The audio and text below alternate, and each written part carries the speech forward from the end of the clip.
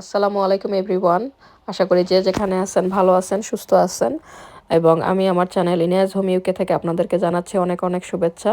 আজকে আমি নতুন একটি ভিডিও আপনাদের সাথে শেয়ার করব এবং এই ভিডিওতে আমি 3 ধরনের ভর্তার রেসিপি এবং সাথে থাকবে আরও কিছু রান্না, অর্থাৎ অল্প সময়ের ভিতরে আপনারা কয়েকটা তরকারি রান্না করতে পারবেন। এই ভিডিওটি আমি আপনাদের সাথে শেয়ার করব। এখানে আমি 3 ধরনের ভর্তা করব। ভর্তার ভিতরে হচ্ছে আলু, বেগুন এবং রানার বিনস, অর্থাৎ এটা লাইক আমরা যেভাবে সিম ভর্তা করে থাকি, এটা রানার বিনস। এই ভর্তাটা আসলে অনেক সুস্বাদু হয়। তো আমি ইউকেতে আসার পরে সিম তো সবসময় পাওয়া যায় না, আমাদের দেশে সিম তো ম্যাক্সিমাম টাইম আমি রানার বিনস বা যেটা গ্রিন বিনস হয় ওইটাকে আমি ভর্তা করি এবং এটার স্বাদ খুবই অতুলনীয়। তো এখানে আমি আলুটাকে সিদ্ধ বসিয়ে দিয়েছি পরিমাণ মতো পানি দিয়ে, এবং এখানে রানার বিনসকে আমি এভাবে 2 মাথা কেটে তারপরে আমি চপ করে নিব, ছোট ছোট টুকরা করে নেব।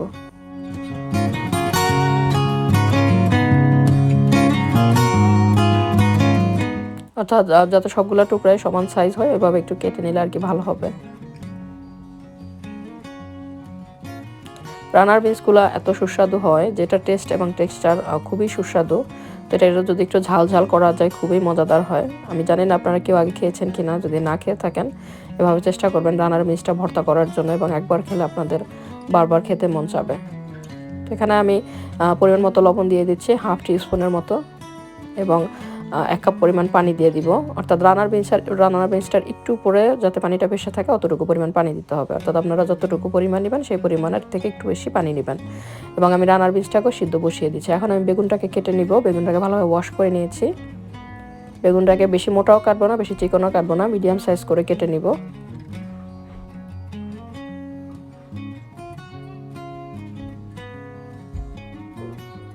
সবগুলা বেগুনকে আমি একটা বেগুনকে পুরো টুকরো টুকরো করে নিয়েছি।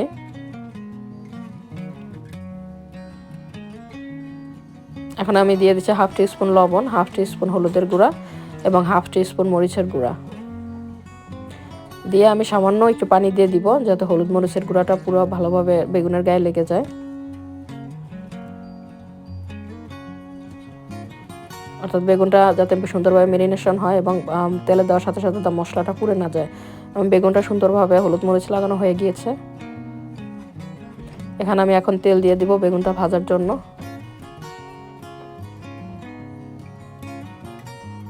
বেগুনগুলোকে আমি ভেজে ভর্তা করব। বেগুনগুলোকে ভেজে ভর্তা করলে খুবই সুস্বাদু হয়। এখন আমি সবগুলা বেগুনকে দিয়ে দিলাম ভাজার জন্য, এবং কিছুক্ষণ পরে আমি উল্টে দিব। অর্থাৎ যেভাবে আমরা বেগুন ভাজি খেয়ে থাকি ওইভাবে আমরা বেগুনটাকে সুন্দরভাবে ভেজে নিব। বাট অতিরিক্ত তেল দেওয়া যাবে না, অল্প একটু তেল দিয়ে দিয়ে বেগুনটাকে ভাজতে হবে। এখানে আলুটা সিদ্ধ হয়ে গিয়েছে। এখন আমি আলুগুলোকে নামিয়ে নিব, এবং আমার যে রানার বিনসকে সিদ্ধ বসিয়েছিলাম সেটাও সিদ্ধ হয়ে গিয়েছে। রানার বিনসকেও আমি নামিয়ে নিয়েছি এবং বেগুনগুলোও ভাজা হয়ে গিয়েছে। এখন আমি বেগুনগুলোকে নামিয়ে নিচ্ছি।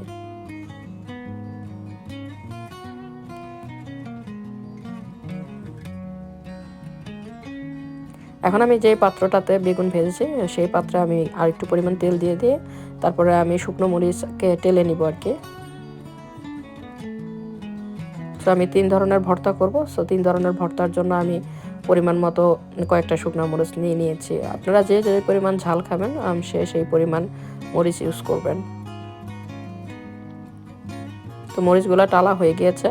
এখন আমি ভর্তায় কাঁচা পেঁয়াজ কখনো ব্যবহার করি না। সো পেঁয়াজ যাতে আপনারা যদি কাঁচা পেঁয়াজ ব্যবহার করেন তাহলে ভর্তা নষ্ট হয়ে যাওয়ার সম্ভাবনা বেশি থাকে খুব দ্রুত। তো পেঁয়াজটাকে হালকা একটু এভাবে টেলে, অর্থাৎ পেঁয়াজের যে কোনো সিদ্ধ হবে না, বাট যে স্মেল, যে কাঁচা যে স্মেলটা থাকে সেটা জাস্ট লাইক 30 সেকেন্ডের মতো যদি আপনারা পেঁয়াজটাকে টেলে নেন তাহলে খুবই ভালো হয়, এবং ভর্তাও অনেক দিন পর্যন্ত রাখা যায় ফ্রিজে। তো এখানে আমি এখন আমি সিমটাকে যে সিদ্ধ করে রেখেছি রানার মিক্সটাকে, ওই রানার মিক্সকে আমি আর কি টেলে নিব। তো রানার মিক্সটা টেলে নিলে খুবই সুন্দর ফ্লেভার এবং টেস্ট হয়। এখানে আমি একটা বোম্বাই মরিচ নিয়েছি, নাগা মরিচ। তো আমি নাগা মরিচ নর্মালি কিনে এভাবে ডিপ করে রাখি, তারপরে আমি নাগা মরিচ ইউজ করি। এতে ফ্লেভার বা ঝালের কোনো তফাৎ হয় না, বাট লং টাইম পর্যন্ত স্টোর করা যায়। তো এখানে আমি একটা বড় নাগার অর্ধেক পরিমাণ নাগাকে ছোট ছোট টুকরা করে কেটে দিয়েছি। এখন আমি যেই রানার বিনসকে সিদ্ধ করে রেখেছি সেগুলোকে আমি এই রসুন কুচি এবং নাগামরিচের যে ফোড়নটা রেডি করেছি সেটার ভিতরে ঢেলে দিয়ে এখন আমি কিছুক্ষণ ভাজবো, লাইক 5 থেকে 7 মিনিটের মতো আমি ভাজবো। এভাবে আপনারা রান্নার বিনস ভর্তা করে খেয়ে দেখবেন যে এটার স্বাদ কোনো অংশে কম নয়। আমরা যে দেশি সিম ভর্তা করি তার থেকেও লাগে যে আমার কাছে সুস্বাদু হয়। তো এখন এটা টালা হয়ে গিয়েছে, আমি নামিয়ে নিব।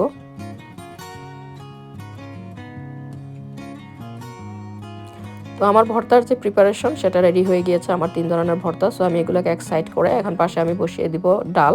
আমি পাতলা ডাল রান্না করব। সো এখানে আমি 1 কাপ পরিমাণ মসুরের ডাল নিয়েছি এবং মসুরের ডালটাকে ভালোভাবে ওয়াশ করে এখন আমি বসিয়ে দিয়েছি কিছু লবণ, পরিমাণ মতো লবণ অ্যান্ড হলুদের গুঁড়া, মরিচের গুঁড়া দিয়ে আমি ডালটাকে বসিয়ে দিয়েছি সিদ্ধ হওয়ার জন্য।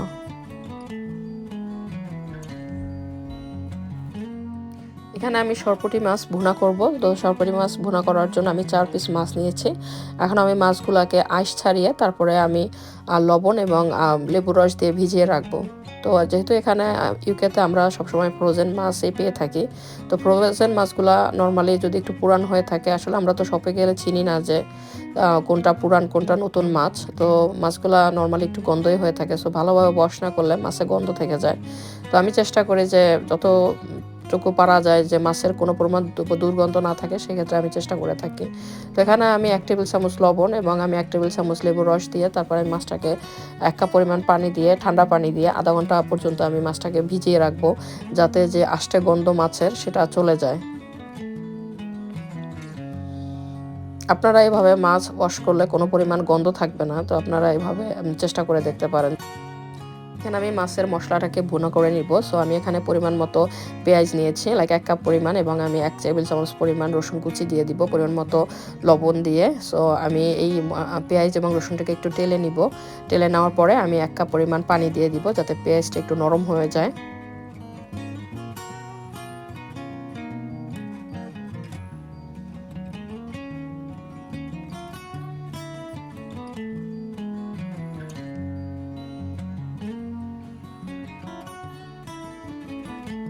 এখন আমি ঢেকে দিব 5 মিনিটের জন্য। এখানে আমি ল্যামের মাংস নিয়েছি, আর ল্যামের মাংসটাকে আমি ভালোভাবে ওয়াশ করে নিব, কয়েকবার পানি পরিবর্তন করে। তারপর আমি ল্যামের মাংসগুলোকে ওয়াশ করে নিচ্ছি। আমি ল্যামের মাংসকে ভুনা করব। এখানে কিছু ল্যাম্ব চপ এবং কিছু ছোট টুকরা হাড্ডি, সো মিক্স মিট আর কি। তো মাছের মশলাতে এখন আমি যে পেঁয়াজ রসুন যে আমি করেছি, সিদ্ধ করেছি, এখন আমি তাতে 1 টিস্পুন হলুদের গুঁড়া, 1 টিস্পুন মরিচের গুঁড়া এবং 1 টিস্পুন ধনিয়ার গুঁড়া দিয়ে দিলাম। দেওয়ার পরে মশলাটা যাতে পুড়ে না যায়, সেজন্য আমি একটু পানি দিয়ে দিব। এবং এখানে আমি একটা টমেটো টুকরা টুকরা করে কেটে তারপরে আমি দিয়ে দিয়েছি।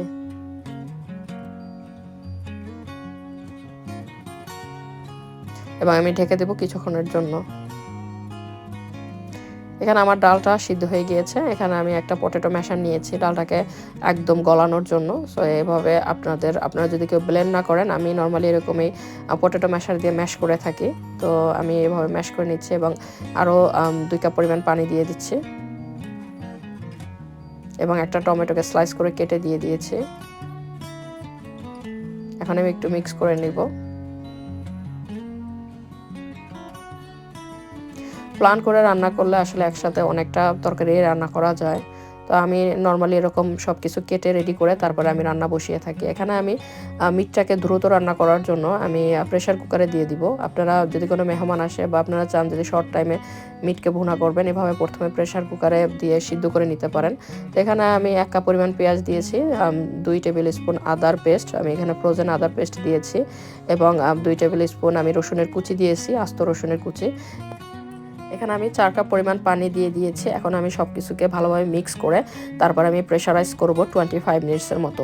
সো 25 মিনিটস যদি আমরা মাংসটাকে প্রেশারাইজ করি, তাহলে মাংসটা 60% সিদ্ধ হবে এবং এটাই আমাদের দরকার। অর্থাৎ মাংসটাকে যদি আপনি 60% সিদ্ধ করে নিতে পারেন, পরবর্তীতে মাংসের যে মশলা আমরা ভুনা করব, সেই মশলার স্মেল খুবই ফ্লেভারফুল থাকে।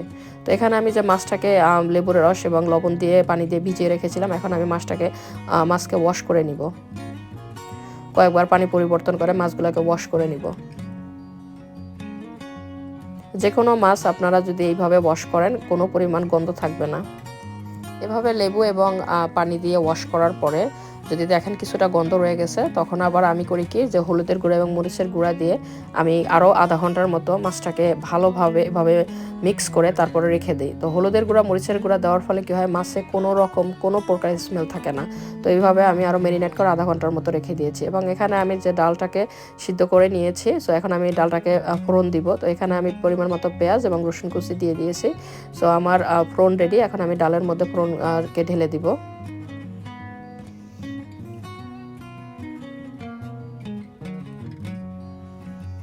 ঢালার পরে এখন আমি ভালোভাবে একটু মিশিয়ে নিব।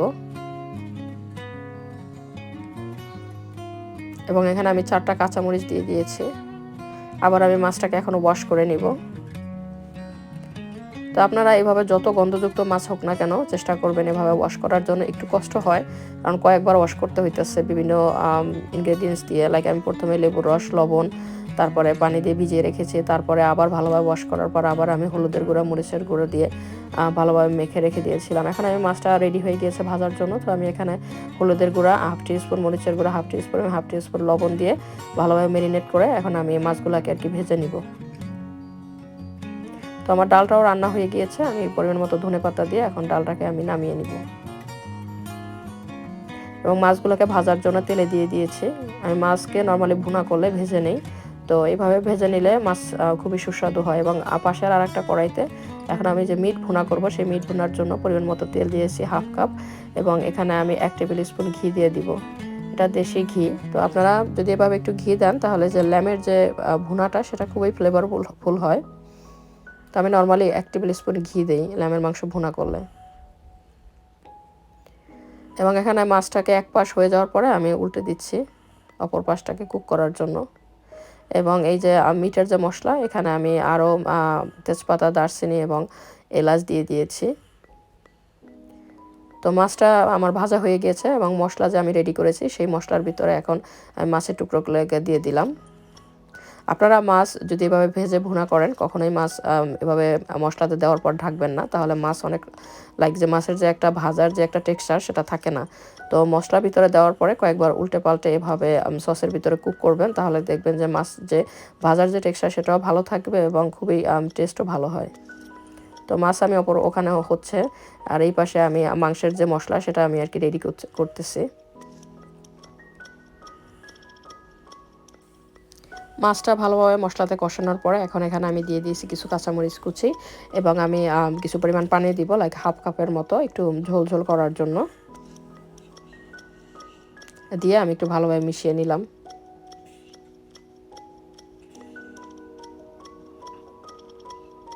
এবং এখানে আমি মাংসতে যে পেঁয়াজ এবং মশলা ভাজতেছিলাম সেখানে আমি মশলা দিয়ে দিয়েছি। হলুদের গুঁড়া 1 টেবিল চামচ, মরিচের গুঁড়া, ধনিয়ার গুঁড়া, জিরার গুঁড়া, সব মশলা 1 টেবিল চামচ করে আমি দিয়ে দিয়েছি। এবং এখানে আমার মাছ রেডি হয়ে গিয়েছে। আমি কিছু পরিমাণ ধনেপাতা কুচি দিয়ে দিয়েছি। এখন আমি মাছটাকে নামিয়ে নিব। এখানে আমি ল্যাম যে সিদ্ধ করেছি, সো এই ল্যামটাকে আমি স্টক থেকে উঠিয়ে নিয়ে যে মশলা রেডি করেছি সেই মশলাতে ঢেলে দিব। এবং ল্যামের মাংসগুলোকে আমি সুন্দরভাবে কষিয়ে নিব এই মশলাতে, যাতে মশলার যে ফ্লেভার সম্পূর্ণরূপে মাংসের ভিতরে যায়।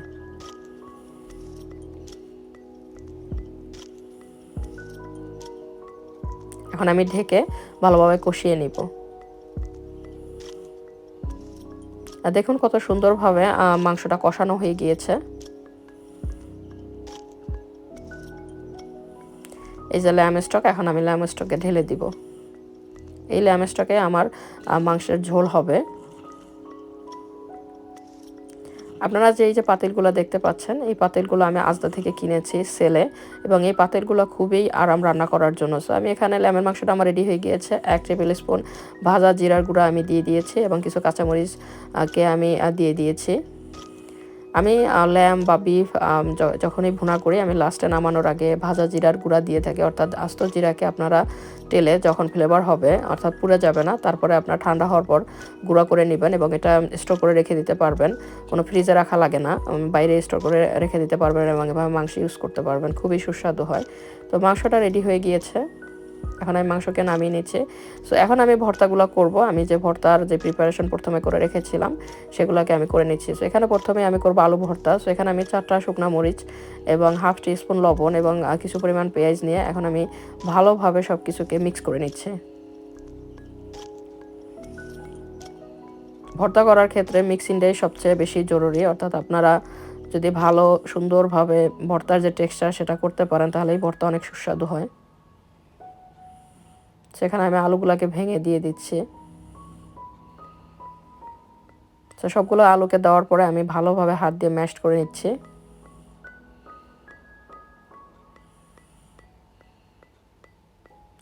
আলু ম্যাশ করার পরে এখন আমি দিয়ে দিচ্ছি পরিমাণ মতো ধনিয়া পাতা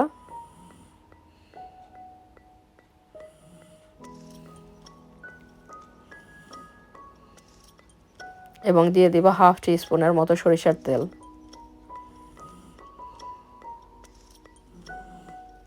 আমার ক্যামেরার কারণে মনে হচ্ছে যে আমি বাম হাত দিয়ে ভর্তাটা করতেছি, আসলে না, ক্যামেরা ঘুরে গিয়েছে, দ্যাটস ওয়াই মনে হচ্ছে যে আমি বাম হাত দিয়ে ভর্তা করতেছি, আসলে আমি ডান হাত দিয়েই করতেছি। তো আমার আলু ভর্তাটা হয়ে গিয়েছে, আমি ভর্তাটাকে উঠিয়ে নিচ্ছি। এখন আমি করে নিব বেগুন ভর্তা। সো বেগুন ভর্তার জন্য আমি 4টা মরিচ নিয়েছি এবং হাফ টি স্পুন সল্ট নিয়েছি এবং পরিমাণ মতো পেঁয়াজ নিয়েছি।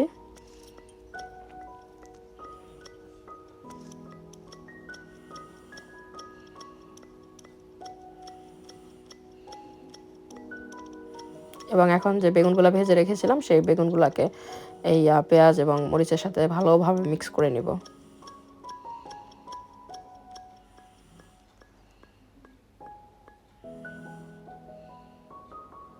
ভর্তা আমার অনেক পছন্দ, ভর্তা থাকলে ভাত খেতে আসলে খুবই মজা লাগে। তো আমি পরিমাণ মতো ধনেপাতা দিয়ে দিয়েছি এবং এখন আমি দিয়ে দিব হাফ টি স্পুনের মতো সরিষার তেল। সো অনেকে সরিষার তেল পছন্দ করেন না, বাট আমি নর্মালি ভর্তা করলে সরিষার তেল দিয়ে থাকি এবং এটা খুবই একটা ফ্লেভার অ্যাড করে ভর্তাতে। সো আমার বেগুন ভর্তা হয়ে গিয়েছে, বেগুন ভর্তাকেও আমি তুলে নিচ্ছি, একটা সার্ভিং ডিশে সার্ভ করে নিচ্ছি।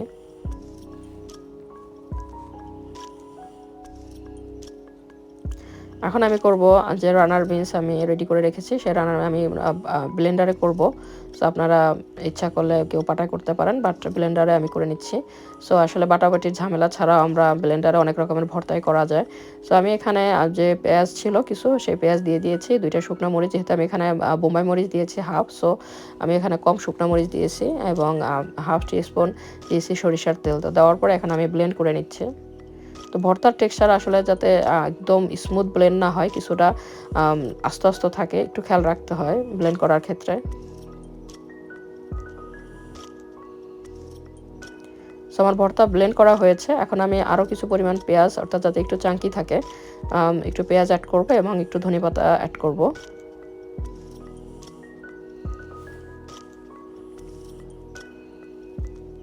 এবং ভালোভাবে মিক্স করে নিব। আমি আশা করি আমার আজকের এই ভিডিওটি আপনাদের জন্য হেল্পফুল হবে। আপনারা এইভাবে যদি কয়েক ধরনের রান্না করতে চান তাহলে প্রথমে এভাবে ভর্তা যদি করতে চান, ভর্তার প্রিপারেশন করে পাশাপাশি অন্য রান্না বসিয়ে দিতে পারেন এবং এতে সময়েরও অনেক কম ব্যবহার হয় এবং অনেক পরিমাণ তরকারি রান্না করা যায়।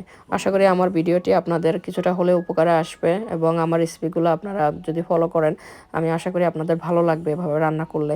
আপনারা আমার পাশে থাকবেন, আমার চ্যানেলটিকে প্লিজ আপনারা সাবস্ক্রাইব করবেন এবং আমি খুবই অত্যন্ত খুশি হব যে আপনারা যদি কমেন্টস করে জানান যে আমার রান্নাগুলো দেখতে কেমন হয়েছে। খেতে তো খুবই মজাদার হয়েছে, আপনাদেরকেও তো আর খাওয়াতে পারবো না, বাট আপনারা দেখলেন আর কি। সো আশা করি আপনারা ভালো থাকবেন, সুস্থ থাকবেন, নিরাপদে থাকবেন। আসসালামু আলাইকুম।